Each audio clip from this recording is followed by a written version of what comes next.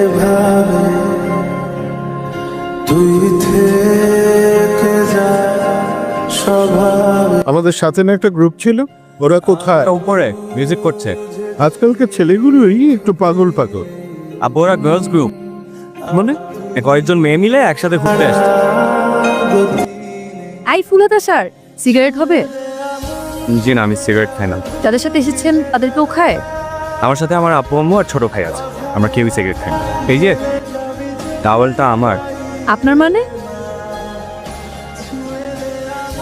High, high, আমি শান্ত। আমি আদর। আচ্ছা, আপনার কাছে সিগারেট চেয়েছি বলে আপনি কি আমাকে খুব খারাপ মেয়ে ভেবেছেন? হ্যাঁ।